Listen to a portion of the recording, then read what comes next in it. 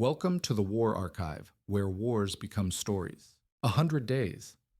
That's all it took for Rwanda to lose more than 800,000 souls, a speed of killing so extreme that, at its peak, the dead outnumbered the living in entire towns.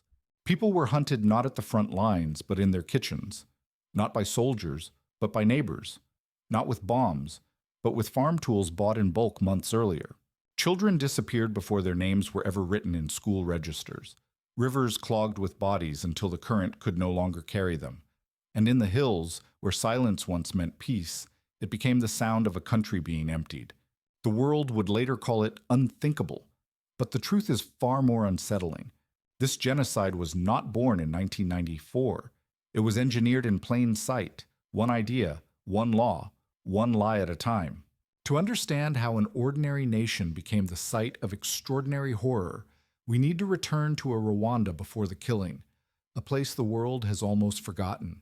For generations, Rwanda has often been described by outsiders as a land carved into tribes eternally at war, as if violence were an inheritance written into the soil. But this myth dissolves the moment you look at the real pre-colonial kingdom that existed there, one where Hutu, Tutsi, and Twa shared the same language, worshipped the same gods, and lived under the same monarch. Their divisions were not rooted in blood or ethnicity, but in fluid roles tied to cattle, farming, or craftsmanship, and movement between these categories was not only possible, but common. A farmer could rise and become a cattle owner, and a cattle owner could fall and return to tilling the earth. Daily life did not hinge on racial identity or tribal propaganda. It was shaped by kinship, economic exchange, and a shared sense of belonging. Hutu and Tutsi fought side by side in the king's armies, married into one another's families, and participated in the same royal rituals. If tensions appeared, they resembled disputes between classes rather than divisions between separate peoples. The idea that these groups were inherently different simply did not exist as a formal concept. This fragile but functional social fabric created a world where mobility was possible and identity felt negotiable, a society where your place could shift like the seasons. What friction existed often came from local power struggles or changing fortunes, not from an underlying narrative of hostility. The kingdom's unity depended on hierarchy, yes, but it was a hierarchy that could bend without breaking. It was not the destiny of Rwanda to be torn apart by ethnic hatred. That story would be written later by foreign hands. Yet, as the 19th century waned, the first European explorers arrived with notebooks already filled with preconceived theories. They peered at Rwanda through racial lenses they carried from Europe, projecting their own obsessions onto a society they barely understood. Where Rwandans saw social categories, Europeans insisted on races. Where Rwandans saw flexibility, Europeans imagined rigid lines. Their misunderstanding would soon become policy. The peace that had defined Rwandan society for centuries was not a perfect peace. No kingdom's ever is.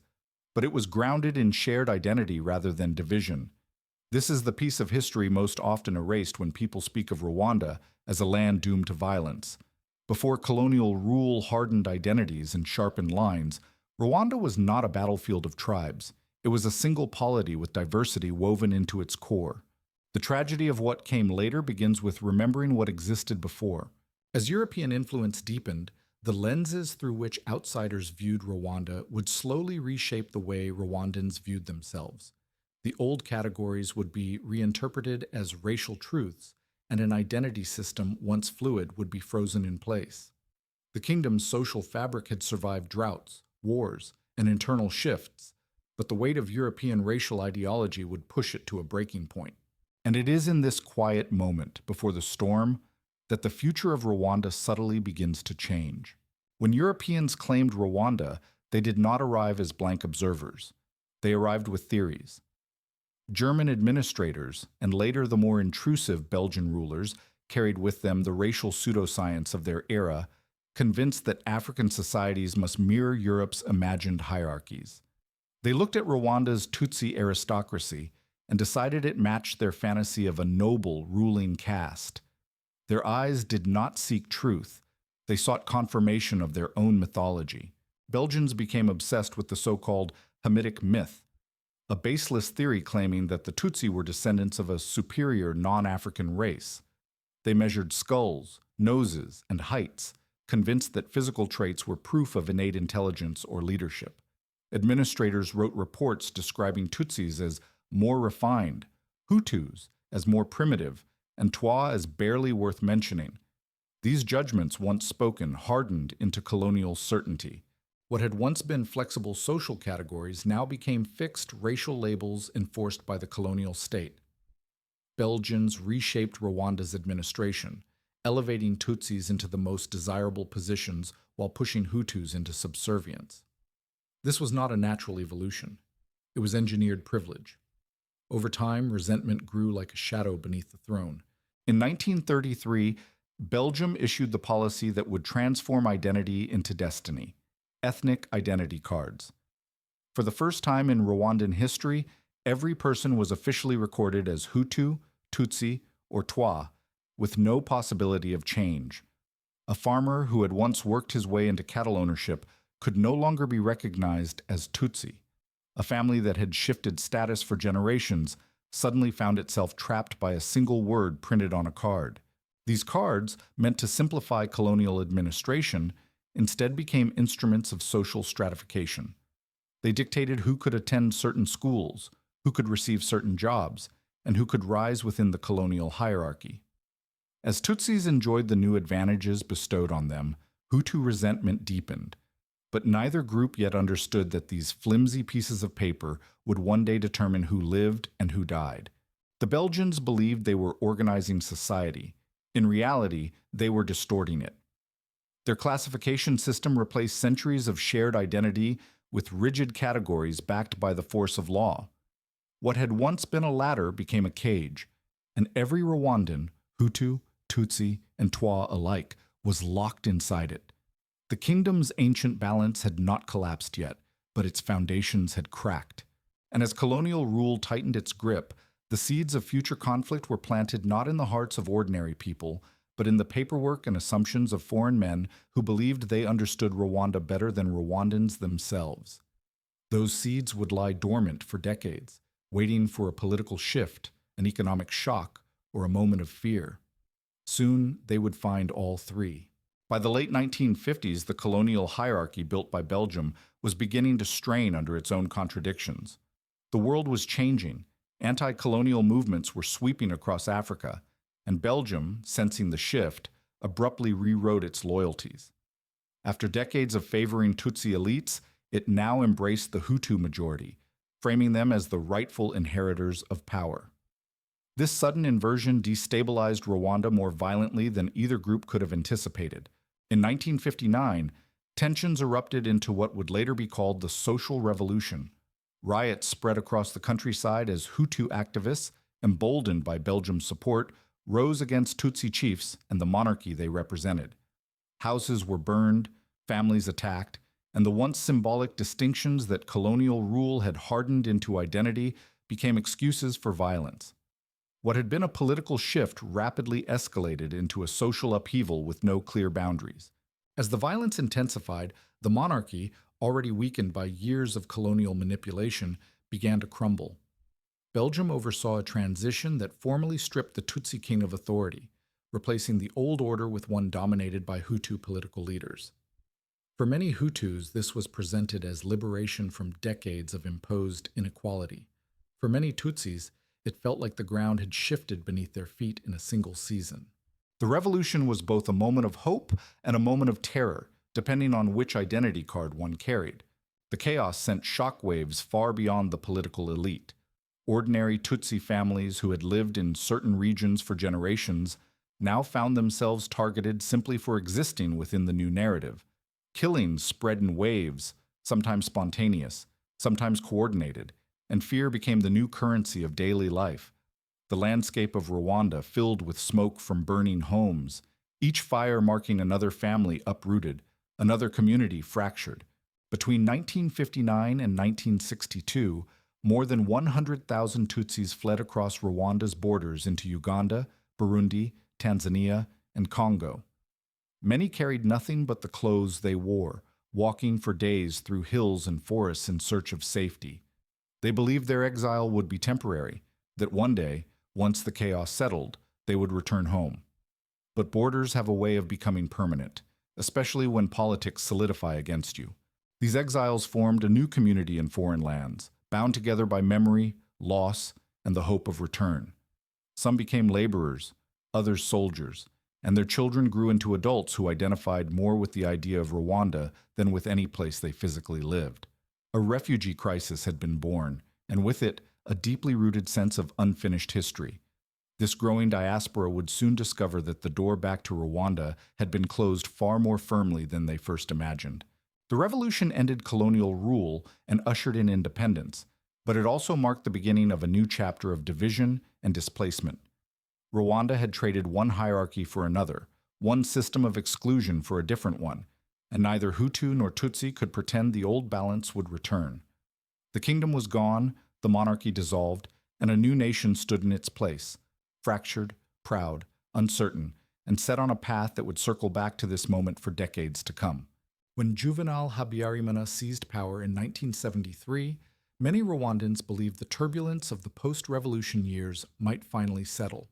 His coup promised order, predictability, and a cooling of the ethnic violence that had scarred the first decade of independence. Under his rule, the streets felt calmer and the rhetoric less volatile. For a moment, it seemed Rwanda might finally reshape itself into a functioning state. But this calm, like a lake at sunrise, hid dangerous currents beneath the surface.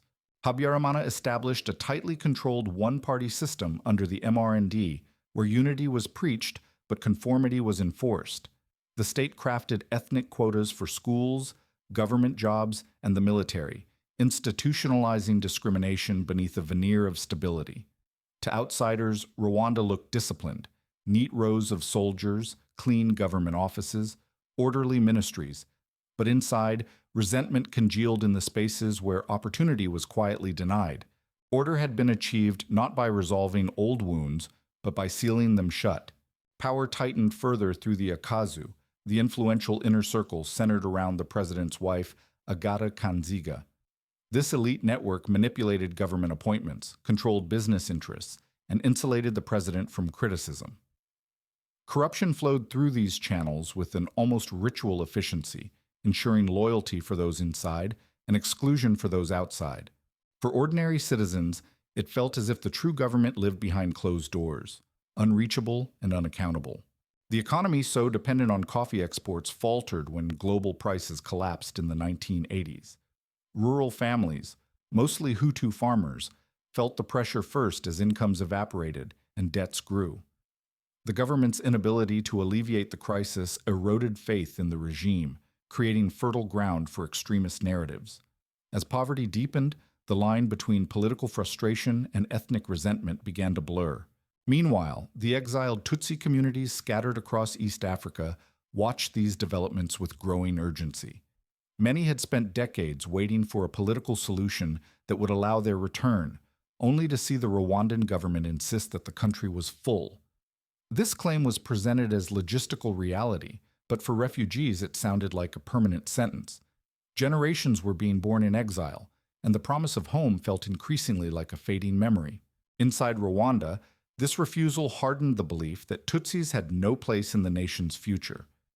Habyarimana's government portrayed the diaspora as a threat, even as it denied them any path to citizenship or return.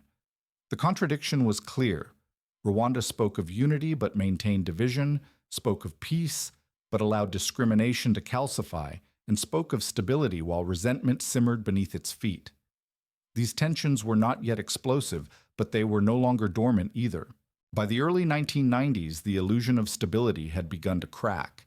The economy was struggling, political opposition was rising, and whispers of extremist organizing circulated through the networks of the Akazu. Rwanda stood on a narrow ridge, still balanced, still quiet, but increasingly precarious. And beyond its borders, a generation of exiles was preparing to step forward, convinced that negotiation had failed and that history had given them only one path left. For the children of the 1959 refugees, Rwanda was not a memory. It was an inheritance whispered to them by parents who kept the idea of home alive through stories. They grew up in camps and borrowed farmland across Uganda, Tanzania, and Burundi, always aware that they carried an identity buried but not extinguished. Some spent their childhoods hearing their families described not as citizens without a country, but as foreigners wherever they lived. Exile shaped them before they were old enough to choose who they wanted to be.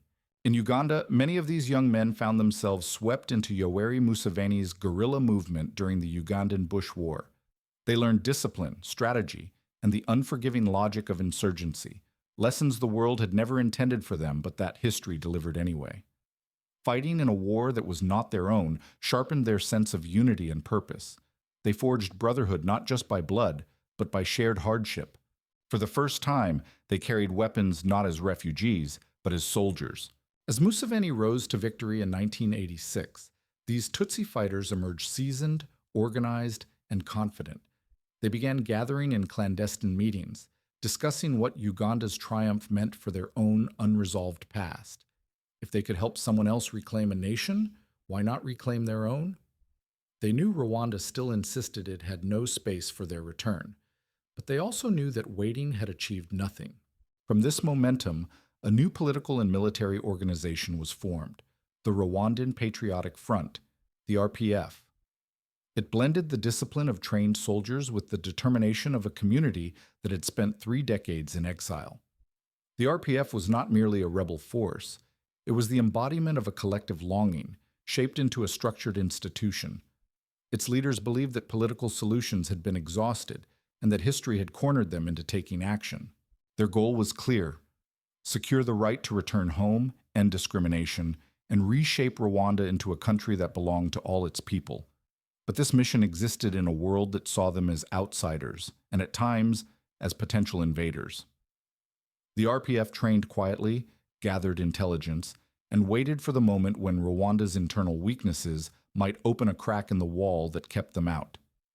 They believed opportunity would come not through diplomacy, but through decisive movement. That moment arrived in October 1990. With Rwanda reeling from economic crisis and its political system straining under internal divisions, the RPF crossed the border from Uganda. The invasion did not begin with a proclamation, but with the steady advance of determined fighters who believed history had left them no alternative. For Rwanda's government, it was a confirmation of their fears.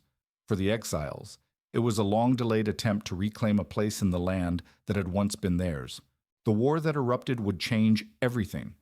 It would shake Habyarimana's regime, ignite old anxieties among Hutu civilians, and awaken the most dangerous voices inside the Akazu who saw the RPF not as political opponents, but as existential enemies. The clash between a government built on exclusion and a movement born in exile was now unavoidable, and Rwanda's fragile balance began to tilt toward a darker future. The RPF's 1990 invasion landed like a shockwave across Rwanda, striking fear in a population already strained by poverty and political uncertainty. Government officials portrayed the fighters as a foreign-backed army of returning Tutsis, bent on reclaiming dominance, reviving memories, real and imagined, of the pre-revolution monarchy. For many Hutu civilians who had never known a Rwanda where Tutsis held power, the invasion felt like a threat to their fragile sense of security. Panic spread faster than information ever could. The government responded by declaring a state of emergency and rounding up thousands of Tutsis inside Rwanda, accusing them of being RPF collaborators. Mass arrests, disappearances, and killings followed in a grim pattern that suggested the invasion was as convenient as it was disruptive. For hardliners in the Akazu, the war offered a pretext to convert decades of anxiety into organized hatred. They understood that fear, once ignited, could bind the majority around them like iron. As battles continued in the north, extremist factions inside Habyarimana's circle began to consolidate power. They moved quietly at first, stacking key ministries with loyalists, silencing critical journalists, and using the chaos of war to justify surveillance of Tutsi communities. Meetings took place behind shuttered windows, where officials discussed not just military strategy, but the architecture of something far more ominous. These were early sketches of a plan that had not yet been spoken aloud, but was already taking shape. Propaganda began seeping into everyday life. Politicians framed the war as proof that Tutsis inside Rwanda were an enemy within, an echo of those fighting at the border. Rumors circulated that Tutsis were secretly arming, plotting, waiting. The narrative was simple, seductive, and powerful. Rwanda's survival depended on unity against a common foe. Extremists knew that once fear transformed into anger, they would have a population that could be guided, pushed toward violence. Meanwhile, the RPF's advance stalled, partly due to heavy fighting, partly due to internal challenges after the death of its commander, Fred Rwigema, in the first days of the invasion. Paul Kagame, recalled from military training in the United States, returned to assume leadership. Under his command, the RPF regrouped, transitioning from a reckless initial offensive to a more disciplined war. The conflict settled into a grinding stalemate that neither side could fully escape.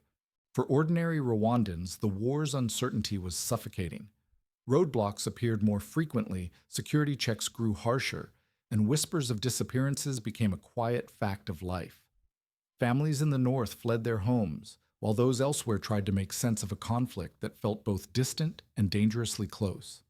In this environment of confusion, extremists saw opportunity. War could justify anything, and fear could be molded into obedience. By the early 1990s, the narrative had shifted decisively. The RPF was no longer just a rebel force. It had been transformed, in the eyes of the regime, into the embodiment of every fear the government had cultivated for decades. Extremists had begun to see the Civil War not as a battle to be won or lost, but as the opening act in a larger plan. And as their influence grew, Rwanda drifted closer toward a threshold from which there would be no return. As the Civil War dragged on, Rwanda's extremists realized that guns alone would never secure the future they imagined. To mobilize an entire population, they needed something subtler and far more corrosive: words. Thus began the construction of a propaganda network, unlike anything Rwanda had ever seen, engineered to reach every hillside, every market, every bar, and every kitchen where a cheap radio sat next to a pot of simmering beans. Hatred would no longer be whispered, it would be broadcast. The most notorious weapon in this arsenal was RTLM, a radio station that disguised its venom beneath jokes, music, and a tone so casual it felt familiar. Its presenters laughed as they read out the names of supposed traitors, mocked Tutsis as inyenzi, and portrayed them as insects overrunning a home. It made dehumanization sound like entertainment, turning violence into something that could be laughed along with, hummed to, or absorbed without resistance. The poison slipped easily into the daily rhythm of life. Kangura, the extremist magazine, played a complementary role. Where RTLM relied on charisma, Kangura relied on certainty, written articles, caricatures, and manifestos that gave ideological justification to hatred. Its most infamous publication, the Hutu 10 Commandments, reframed coexistence as betrayal and cast Tutsi women as dangerous seducers sent to infiltrate Hutu families. These commandments transformed fear into doctrine, a set of rules that made prejudice feel like loyalty and obedience feel like patriotism. This propaganda was not merely a reaction to the Civil War, it was a way of preparing for something else entirely. Extremist leaders understood that fear alone was not enough. They needed a narrative that made violence seem necessary, inevitable, and even righteous.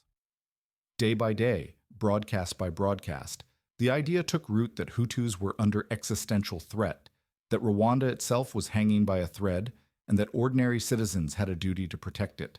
The messaging grew more explicit as the government's grip tightened. Roadblocks were framed as heroic defenses of the nation. Tutsis were described as infiltrators, conspirators, and traitors hidden in plain sight. In bars and shops, people repeated RTLM's phrases as if they were facts, their voices echoing the station's rhythm. This echo chamber created the illusion of national consensus, a dangerous harmony built on lies. For young men frustrated by poverty and limited opportunities, propaganda offered a seductive alternative, an identity forged through action. Interahamwe recruiters capitalized on this, promising purpose, camaraderie, and a sense of power to those who felt invisible. They used RTLM as a soundtrack to their mobilization efforts, turning listeners into volunteers and volunteers into loyal soldiers of a future no one dared to describe openly. The line between propaganda and mobilization blurred until it no longer existed. By the early 1990s, the narrative landscape of Rwanda had been reshaped entirely. A population that once lived in relative peace now heard daily warnings that annihilation was looming. Hatred had been normalized, woven into humor, religion, politics, and community gossip. The extremist message was clear. Survival required vigilance, purity, and action. The country had not yet fallen into violence, but the language that would justify it was already everywhere, ready to be activated when the moment came. While propaganda poisoned the airwaves, something more tangible and far more dangerous was taking shape on the ground. Extremists in the Akazu knew that words could move a crowd, but only organized violence could secure the future they imagined. They began building militias under the guise of civil defense, quietly transforming youth wings of the ruling party into paramilitary units. These groups did not yet call themselves death squads, but their training left little room for doubt about what they were being prepared to do. The Interahamwe, originally a party youth movement, evolved into the most notorious of these militias. Recruits gathered in empty lots, church compounds, and abandoned fields, where they practiced chants, drilled in formation, and learned how to handle weapons. Their leaders mixed ideology with intimidation, insisting that Hutus must be ready to defend their homeland against an internal enemy. As their numbers grew, a sense of invincibility took hold. Young men who had once felt powerless now felt chosen. Weapons began to flow into the country through networks connected to the Akazu. Machetes were ordered in bulk under the pretext of agricultural use, far exceeding any reasonable need. Grenades and rifles were distributed to loyalists, often through discreet nighttime deliveries. Warehouse inventories swelled, and yet the government insisted these were routine security measures in response to the Civil War. Few believed it, but even fewer dared to question it aloud. At the same time, local officials created self-defense committees that operated more like surveillance networks. Lists of supposed enemies were quietly compiled. Teachers, journalists, businessmen, politicians, priests. The names were written with an air of bureaucratic detachment, but behind everyone was a life marked for elimination. These lists sat in drawers and briefcases, waiting for the day when they would be called into use. Villages and towns began reporting unfamiliar activity.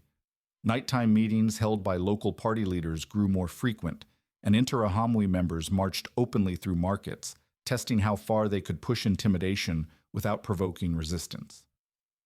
Roadblocks appeared sporadically, ostensibly for security checks, but often used to harass or identify Tutsi civilians. Each new checkpoint felt like a rehearsal, a practice for something larger. International observers noticed signs that something was amiss, but their warnings were muted by diplomatic caution. The Rwandan government assured them that the situation was under control, that the militias were necessary to confront the RPF threat, and that local tensions were exaggerated. These reassurances were delivered with smiles and handshakes, masking the reality that preparations for mass violence were nearing completion. What looked like community organization was, in truth, the architecture of genocide. By early 1994, the blueprint was nearly finished. Propaganda had softened the population, militias were trained and armed, and lists of targets were in place. All that remained was a trigger, a moment explosive enough to justify unleashing the plan without hesitation. The extremists did not have to wait long for that moment to arrive. The Arusha Accords were supposed to be Rwanda's path back from the edge, a roadmap for power sharing, refugee return, and an end to the civil war. Negotiated under international pressure, they forced Habyarimana's government to acknowledge the RPF as a legitimate political actor rather than an invading threat. For moderates, this was a chance to rebuild the nation on more inclusive foundations. But for the extremists embedded in the Akazu, Arusha was nothing less than a death sentence. Inside government offices and private villas, fury took root. Hardliners saw the Accords as surrender, a dismantling of the system that protected their power and privilege. They argued that sharing authority with the RPF was the first step toward restoring Tutsi dominance, repeating the same fears they had broadcast for years. Their public expressions of loyalty to the peace process masked private meetings thick with anger and resolve. As negotiations continued, extremist leaders worked to undermine them at every turn. They encouraged protests, spread rumors that RPF troops were preparing a secret takeover, and used RTLM to paint the peace deal as treachery. The message was simple: The president had capitulated, and Hutus were being betrayed by their own leadership. In bars and markets, people repeated these talking points with the exhaustion of those who no longer knew whom to trust. Habyarimana himself became increasingly isolated, pulled between international demands and the pressure of hardliners who expected him to reject the accords outright. He hesitated, agreeing to the terms on paper while delaying their implementation. Each delay widened the gulf between promise and reality, between the fragile hopes of moderates and the growing impatience of extremists. It became clear his signature alone would not save the country. Dismissed publicly as fringe voices, these extremists had in fact embedded themselves into the state's deepest structures. The military, the presidential guard, local government posts, and the inner mechanisms of the ruling party. Their power did not depend on winning elections or public support, only on maintaining influence over people with guns. To them, Arusha was not a compromise. It was an existential threat that demanded an existential response. The RPF, meanwhile, stationed a small contingent in Kigali as part of the peace agreement. Their presence should have represented progress, but instead served as fuel for extremist propaganda. Every uniform, every patrol, every convoy leaving their compound was framed as evidence that they were preparing a coup. The atmosphere thickened with suspicion. Peace, once signed, became just another battlefield. By early 1994, the nation existed in a strange equilibrium. Papers signed but not enacted, militias armed but not yet deployed, hatred preached but not yet unleashed. Rwanda felt like a country holding its breath, suspended between the fragile hope of coexistence and the looming weight of something catastrophic. And within the circles of power, one conclusion had hardened. The accords had to be destroyed, and so did anyone who believed in them.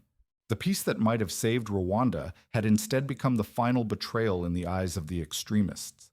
All that remained was a spark, a sudden jolt capable of collapsing what little restraint was left. When that spark came, it would ignite not just anger or fear, but a meticulously prepared plan waiting in the shadows. On the night of April 6, 1994, the presidential jet carrying Juvenal Habyarimana approached Kigali under an otherwise quiet sky. As it prepared to land, 2 surface-to-air missiles streaked upward, trailing smoke across the darkness before striking the aircraft with violent precision. The explosion lit the night in a brief flash, and the plane shattered into fragments that rained down near the airport. Within minutes, the news rippled through the capital, first as confusion, then as shock, and finally as something far more dangerous. For most Rwandans, the president's death was a terrifying unknown. Rumors spread wildly that the RPF had staged a coup, that foreign forces were involved, that a second attack was imminent. People locked their doors, huddled around radios, and waited for instructions that never came. But while ordinary citizens were paralyzed by fear, others moved with startling speed, as if they had been rehearsing for this moment all along. Within an hour, roadblocks began appearing across Kigali, erected by members of the presidential guard and militias who seemed to know exactly where to be and what to do.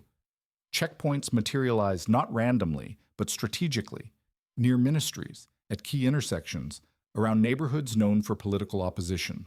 Lists were pulled from pockets and briefcases, and the first names were read aloud.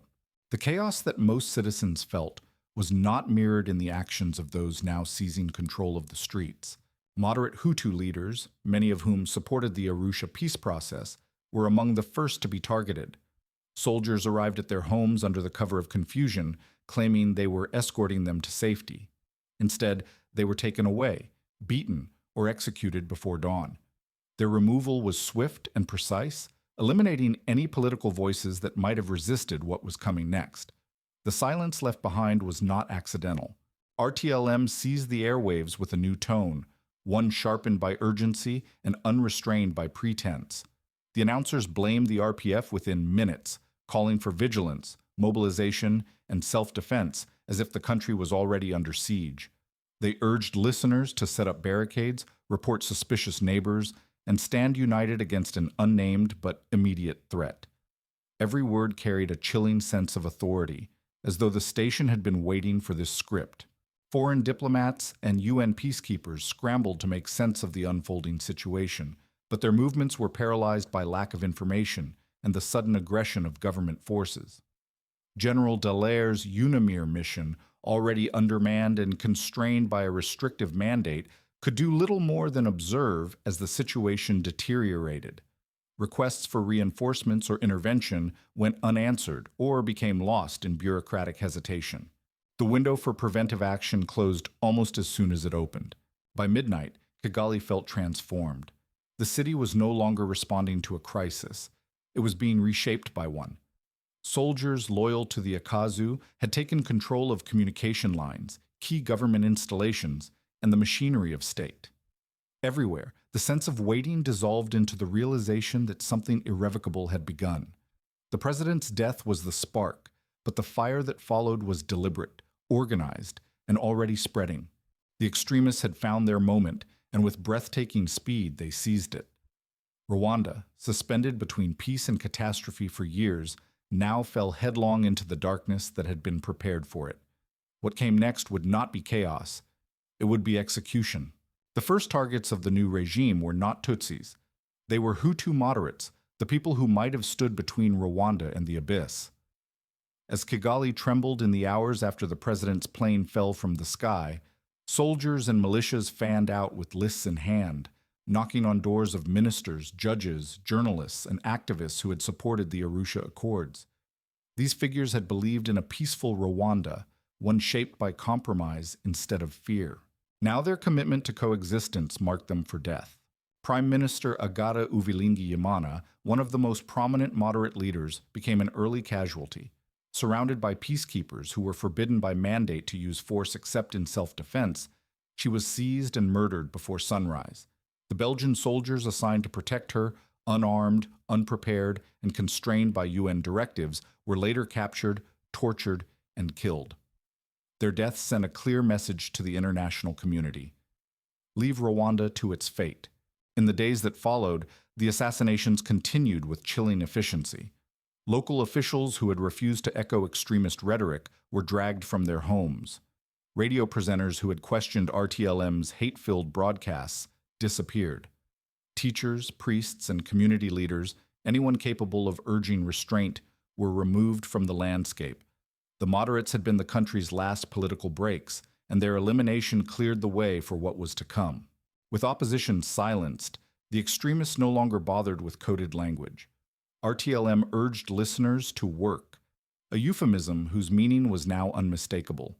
Roadblocks multiplied, manned by Interahamwe wielding machetes and rifles, checking papers and searching vehicles. Identity cards became instruments of fate, showing Tutsi was a death sentence. The system that Belgium had introduced decades earlier now determined life or death in seconds. At first, many Tutsi families believed the violence would be temporary, another wave of unrest that would subside as past crises had. But the speed and coordination made it impossible to ignore that this was something different, planned, deliberate, methodical. Soldiers moved from house to house, calling out names with bureaucratic calm. Neighbors, pressured or terrified, pointed out homes where families were hiding. The boundaries between collaboration and survival blurred until the two became indistinguishable. Stories spread of churches opening their doors to fleeing families, only for militias to surround them hours later. These sanctuaries, once symbols of refuge, became traps. Thousands were murdered in places where they had sought safety, their deaths marked by the haunting realization that there would be no outside help. In Kigali and across the countryside, the soundscape changed. No longer the hum of daily life, but the distant echoes of screams carried over the hills. By the end of the first week, Rwanda was engulfed in a storm that no one could stop. The elimination of moderates had done more than remove potential leaders. It had removed the country's moral center.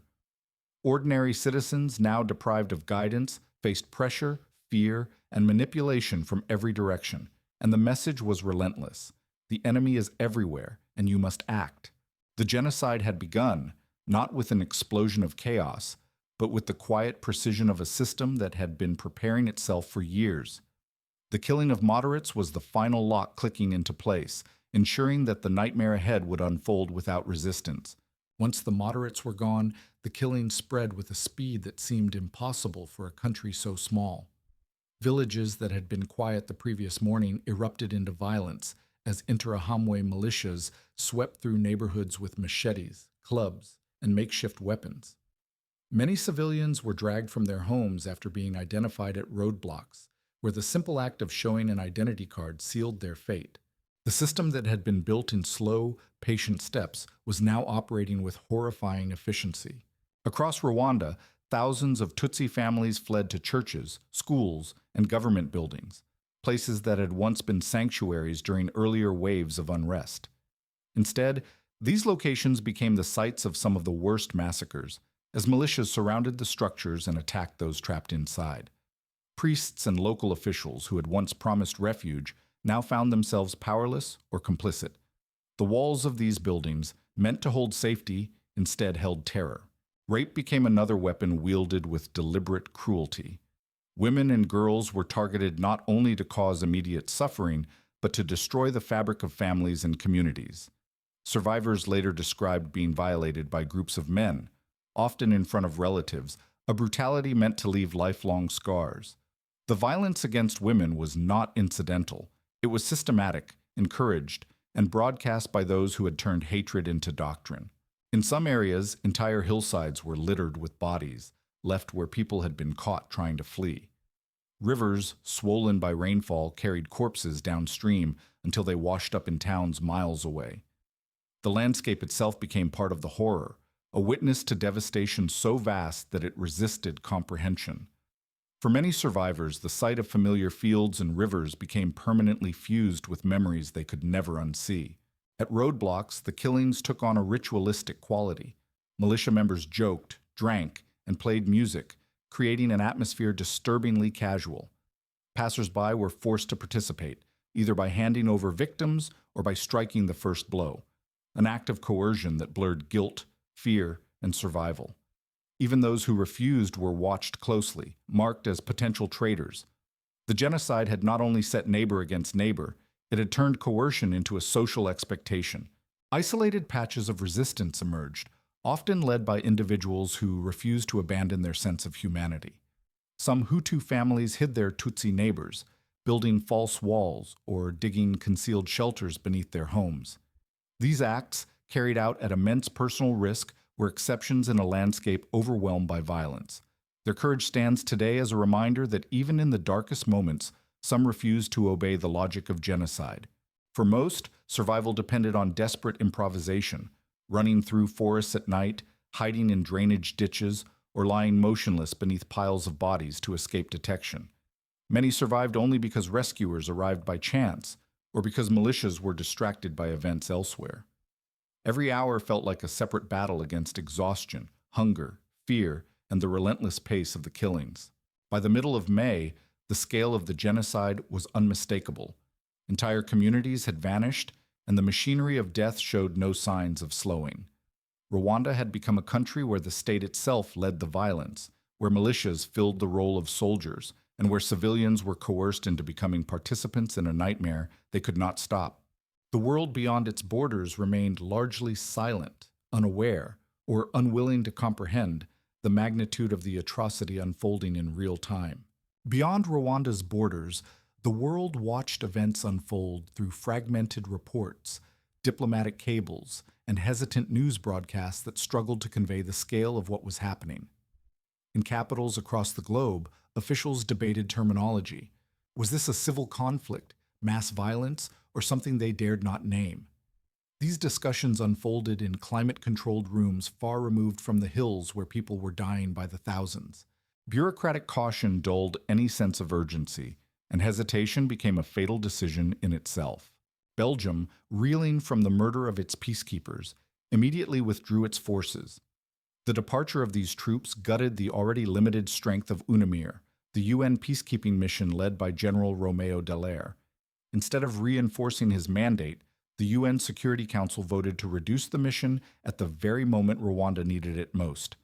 Dallaire protested, sending desperate messages warning of imminent catastrophe, but they fell into the void of diplomatic indifference. The United States, still haunted by the 1993 Black Hawk Down incident in Somalia, viewed any involvement in African conflicts through the lens of political risk. Officials debated whether using the word genocide would obligate intervention under international law. To avoid that responsibility, they chose linguistic evasion, insisting on phrases like acts of genocide while people were being murdered by the tens of thousands. Words were manipulated as lives were lost. France maintained close ties with the Rwandan government and, despite growing evidence of atrocities, remained reluctant to condemn its allies. Diplomatic caution hardened into silence, which then hardened into complicity by omission. Even humanitarian organizations struggled to gain access or mobilize resources quickly enough, hampered by the speed of the killings and the absence of political will. The world did not fail for lack of information. It failed for lack of resolve. Inside Rwanda, Dallaire and his remaining peacekeepers operated with heartbreaking limitations. They saved lives where they could, escorting children to safety, negotiating with militia leaders, creating improvised safe zones, but their mandate restricted them from using force to stop the killings. Every day, Dallaire witnessed horrors he had warned the world about months earlier, and every day he sent more pleas that went unanswered. He later wrote that Rwanda became a country where I shook hands with the devil. International journalists who entered the country encountered scenes so horrific they struggled to frame them for their audiences back home. Their reports appeared on television screens between regular programming, often stripped of context or overshadowed by stories deemed more relevant to national interests. The phrase, "never again," repeated so frequently after previous genocides, began to feel hollow. Rwanda was proving that moral promises meant little without political action. By the time global powers began to acknowledge the scale of the violence, it was already too late. What could have been prevented in weeks would now take months to stop, and not by international intervention, but by the advance of the RPF. Rwanda stood alone, abandoned at the very moment when the world's institutions, built to prevent exactly this kind of atrocity, were supposed to intervene. Silence, hesitation, and fear had become the world's response to genocide. As the world debated definitions, the Rwandan Patriotic Front faced no such paralysis. From their strongholds in the north, the RPF leadership concluded that any ceasefire was meaningless, while entire communities were being wiped out. They understood that the only way to stop the genocide was to defeat the government forces and militias responsible for it. With this grim clarity, they launched a full-scale offensive, fighting not for territory, but against time itself. RPF units advanced methodically, not as a sweeping wave, but like surgeons cutting through infected tissue. Each captured town revealed scenes worse than the last: bodies scattered in fields, churches packed with corpses, children wandering alone among the dead. For many fighters, the war ceased to feel political and instead became a mission of rescue, shadowed by a horror that hardened their resolve. The genocide was no longer abstract. It lay before them on every road and inside every building. Government forces, overwhelmed by internal chaos and the sheer speed of the killings they had unleashed, struggled to mount a coordinated defense. Their front lines crumbled as panic spread through their ranks, and many soldiers deserted to protect their own families. Yet the Interahamwe continued their massacres even as the military retreated, determined to kill as many as possible before the RPF arrived. The violence intensified whenever defeat drew near, as though the impending loss demanded one final, frenzied offering. In Kigali, the battle turned into a brutal urban struggle. RPF fighters advanced block by block, avoiding heavy bombardment to protect civilians. They liberated neighborhoods filled with traumatized survivors who emerged from hiding places, latrines, ceiling spaces, underground pits, blinking into the sunlight as if waking from a nightmare. Some dropped to their knees in relief. Others could not speak at all. For the rescuers, each saved life felt like a fragile victory against an ocean of loss. By late June, the genocidal regime was collapsing.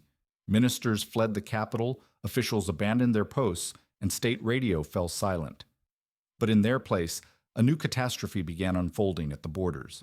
As the RPF closed in, nearly 2 million Hutus, civilians and perpetrators alike, fled toward Zaire, Burundi, and Tanzania.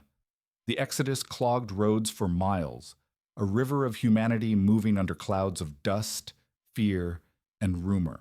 In Zaire, refugee camps quickly grew into sprawling cities of tents and disease. But these camps did not simply shelter the displaced. They became sanctuaries for genocidal militias who blended in with civilians and rebuilt their power structures under international aid umbrellas. The roots of a new regional conflict were already taking hold, concealed beneath the appearance of humanitarian relief. The violence that had consumed Rwanda was preparing to echo far beyond its borders. On July 4, 1994, the RPF captured Kigali, effectively ending the genocide. The city they entered was unrecognizable, silent, emptied, shattered. Streets that once bustled with daily life were now lined with debris and bodies, and the air carried a smell that survivors would remember for decades. There was no celebration, no triumph, only a hollow sense of arrival in a place where victory felt indistinguishable from loss. Rwanda's nightmare had ended, but nothing about what came next would be simple. The country was free of its killers, yet full of its ghosts. And as the guns fell silent, a new struggle began. The struggle to rebuild a nation from the ruins left by those 100 days. When the genocide finally ended, Rwanda resembled a country that had been hollowed out from the inside. Entire families had vanished, cities were stripped of their populations, and the countryside was marked by mass graves and silent fields. Nearly every survivor carried trauma that defied language, while countless perpetrators, some willing, many coerced, remained interwoven among those who had suffered. The physical destruction was immense, but the psychological devastation was even deeper. In the absence of functioning institutions, the new government faced an impossible question. How do you rebuild a justice system when the courts, the police, and the prisons have all collapsed? By late 1994, more than 100,000 suspects had been detained, overwhelming the country's limited facilities. Traditional legal processes would have taken generations to complete, leaving Rwanda trapped in a purgatory between accountability and paralysis. Something radically different was needed. To confront this reality, Rwanda revived and reshaped a traditional community-based practice known as gakaka. Historically used for resolving local disputes, it was adapted into a hybrid system capable of handling nearly 2 million genocide-related cases. Villagers gathered outdoors on wooden benches as elected community judges heard testimonies from survivors, witnesses, and the accused. Truth-telling became the heart of the process, even when the truths revealed were almost unbearable. Gacaca was imperfect, sometimes deeply so. The proximity between victims and perpetrators could inflame tensions, and false testimony or intimidation occasionally distorted outcomes. Yet for many communities, the process allowed for something no formal courtroom could offer: collective acknowledgement of what had happened. People who had lived through unimaginable losses heard perpetrators admit their roles, describe how victims had been killed, or reveal the locations of hidden graves. The truth, once spoken aloud, created space for mourning and, in rare cases, forgiveness. Justice, however, was only one part of Rwanda's struggle. Trauma permeated every aspect of life, from schools filled with orphaned children to farms where survivors harvested crops beside people who had participated in the killings. Nightmares, flashbacks, and silence became common languages. Social workers were scarce, counselors almost non-existent, and the wounds too vast for any single system to heal. For many, survival meant learning to carry pain that would never fully recede. The government launched programs to support widows, orphans, and survivors, though resources were limited and the scale of loss was overwhelming. Memorials were established at sites of massacres, where bones and clothing were preserved as testimony for future generations. These places served as both remembrance and warning, a way to anchor the nation's grief in physical form.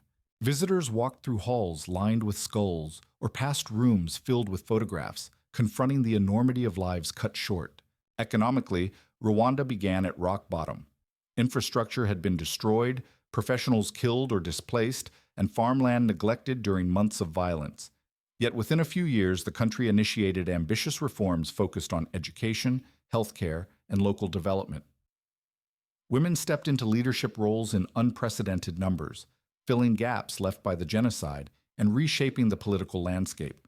Rebuilding was not linear, but it was driven by a determination to ensure the country would never again fall into darkness.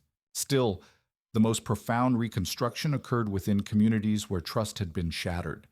Neighbors learned to live side by side again, sometimes in uneasy silence, sometimes with small gestures of reconciliation.